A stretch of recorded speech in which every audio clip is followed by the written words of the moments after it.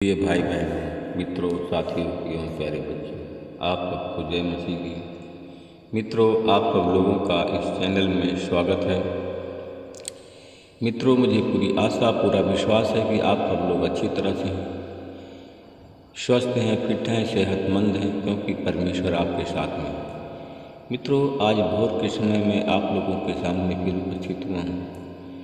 मैं आज मित्रों सबसे पहले वचन बताऊंगा, फिर प्रार्थना करूंगा। मित्रों, आज इस वचन के द्वारा, इस प्रार्थना के द्वारा परमेश्वर आपके परिवार में बहुत बड़ा आश्चर्य काम करने जा रहा है।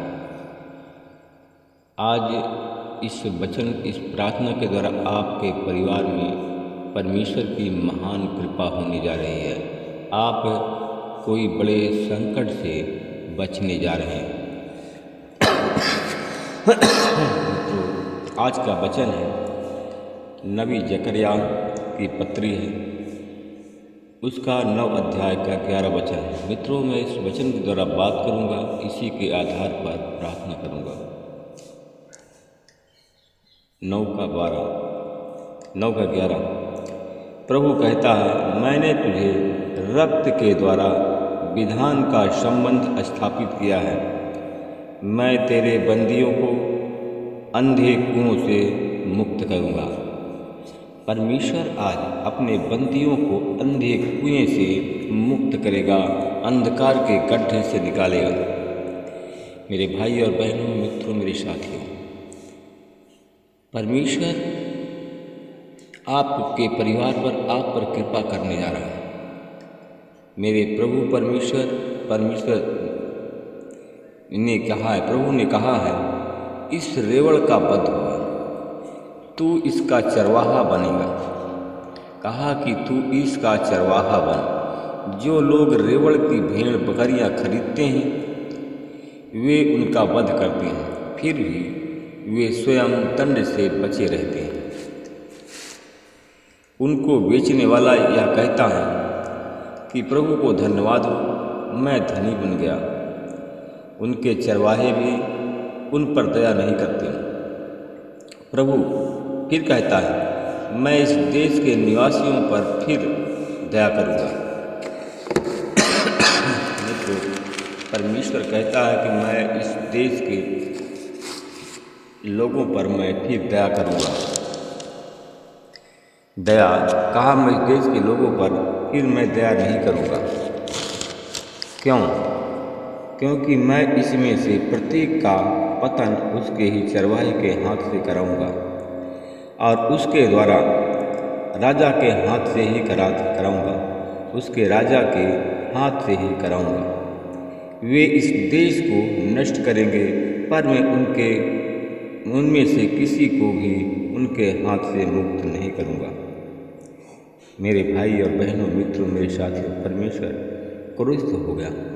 कहा कि मैं भेड़ बकरियों के व्यापारियों के पास मजदूरी करने लगा और मैं बद्ध होने वाले रेवड़ का चरवाहा बन गया। मैं रेवड़ की भेड़ बकरियों को चराने लगा। मेरे भाई और बहनों, मित्रों, मेरे साथियों, परमेश्वर फिर कहता, मैंने 2 लाठियाँ ली।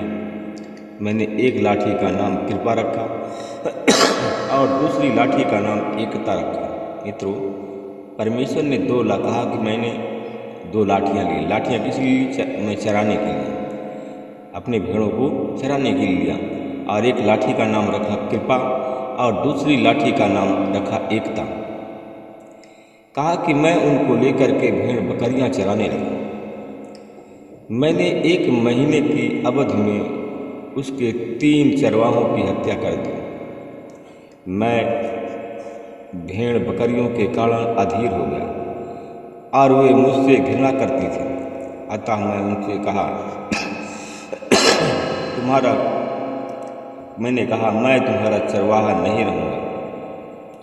जिसको बद्ध होना है वह बद्ध हो, जिसको भटकना है वह भटके, और जो बच जाएंगे एक दूसरे को खा लें।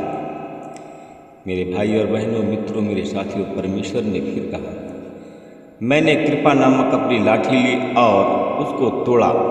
इसका अर्थ है जो विधान प्रभु ने सब राष्ट्रों के साथ स्थापित किया था उसको उसने तोड़ दिया। उस दिन विधान को तोड़ा गया। परमेश्वर के नियम को लोग तोड़ देते हैं, उसी प्रकार भेड़ बकरियां को के व्यापारी भी ताकते रहे। वे यह बात जानते थे कि यह प्रभु का आदेश है। तब मैंने उन्हें यह कहा, अगर तुम यह बात उचित समझते हो तो अभी मुझे मेरी मजदूरी दो, यदि नहीं देते हो तो उसको अपने पास रख लो। अतः उन्होंने चांदी के 3 सिक्के तौल करके मुझे दिए। मैंने दूसरी मजदूरी में इतना ही दिया। मित्रों, तब प्रभु ने मुझसे कहा, तू ये सिक्के मंदिर के कोष में डाल दे जो उसने भेंट में दान दिया था। मित्रों, जो दान दिया था, जो भेड़ बकरियों को बेचा था, जो दान दिया था, कहा अपने मंदिर के कोष में भंडार गृह में डाल दो।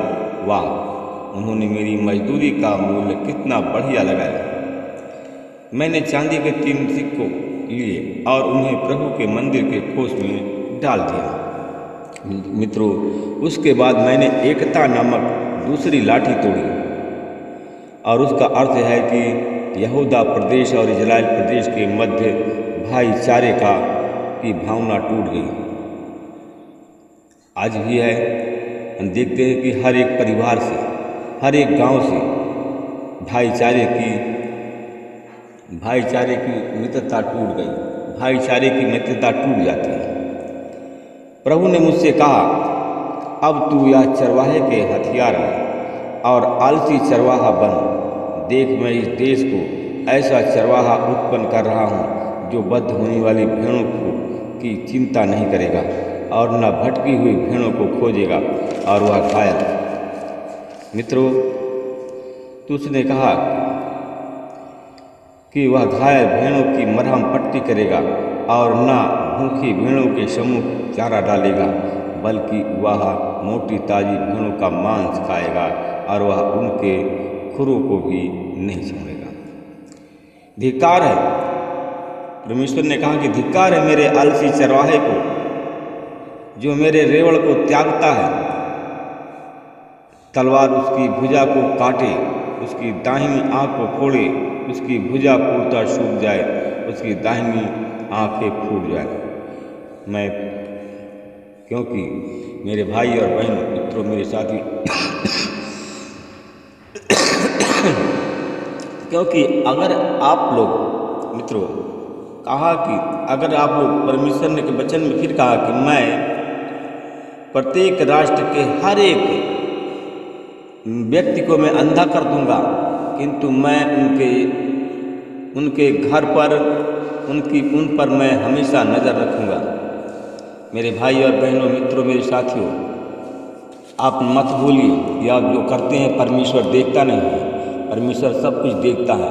जो आप परमेश्वर आपको देता है, आप परमेश्वर को देते हैं कि नहीं। अगर परमेश्वर को नहीं देते हैं तो परमेश्वर आपको दंड देगा। अगर आप परमेश्वर को नहीं देते हैं तो परमेश्वर आपको कैसे देगा, कैसे आप पाएंगे। Hallelujah, hallelujah, hallelujah, hallelujah. धन्यवाद परमेश्वर पिता, धन्यवाद परमेश्वर पिता। आपका हृदय से मैं धन्यवाद करता हूँ, आपके हृदय से महिमा और बड़ाई करता हूँ। परमेश्वर पिता, मैं आपसे विनती प्रार्थना करता हूँ। मैं अपने उन भाई और बहनों के लिए प्रार्थना करता हूँ जितने हमारे भाई बहन आलसी हैं, जितने हमारे भाई आलसी हैं, परमेश्वर के वचन का पालन नहीं करते हैं, अपने कमाई का भेंट, कमाई का 10वां अंश दान नहीं करते हैं। जो लोग हर सप्ताह परमेश्वर के गृह में, परमेश्वर की या तो परमेश्वर के मंदिर में आकर के परमेश्वर के भंडार में कुछ नहीं देते हैं, परमेश्वर उससे छीन लेता है। परंतु वह बहुत से ऐसे लोग हैं, झूठे चरवाहों के झूठी बातों में आकर के वो लोग बहुत कुछ भेंट देते हैं। कहा कि यीशु ने कहा कि मैं अच्छा चरवाहा हूँ। अच्छा चरवाहा अपने भेड़ों के लिए प्राण अर्पित करता है।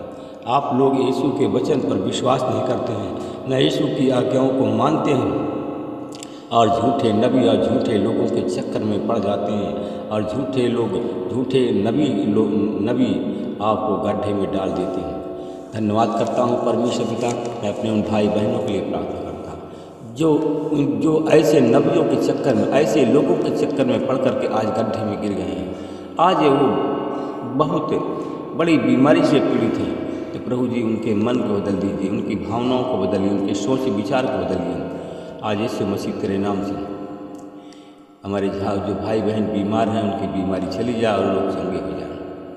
मैं परमेश्वर पिता आपका धन्यवाद करता हूँ। भाई बहनों के लिए मैं फिर प्रार्थना करता हूँ जो लोग शैतानी बंधनों में बंधे हुए, आज मैं यीशु मसीह तेरे नाम से शैतानी बंधनों को तोड़ता हूँ।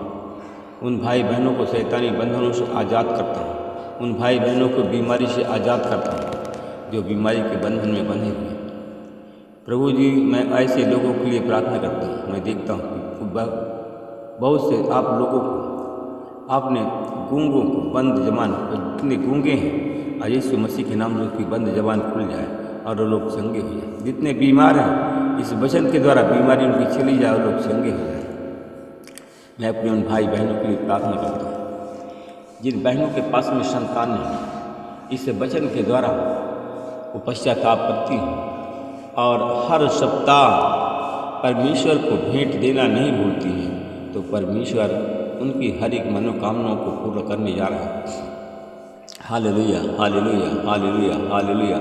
मैं धन्यवाद करता हूँ भाई बहनों के लिए प्रार्थना करता हूँ जितनी हमारी भाई बहनें जो परमेश्वर के आदेश का पालन करते हैं, परमेश्वर की आज्ञाओं के अनुसार चलते हैं, तो परमेश्वर की कृपा की लाठी उन पर हमेशा बनी रहेगी। मैं धन्यवाद करता हूँ परमेश्वर का जो लोग प्रभु जी आपका आदर करते हैं, आपके वचन के अनुसार चलते हैं, उनके घर में एकता की लाठी नहीं टूटेगी, भाई भाई में संबंध नहीं टूटेगा, परिवार में नहीं संबंध टूटेगा, पति पत्नी में संबंध नहीं टूटने वाला है।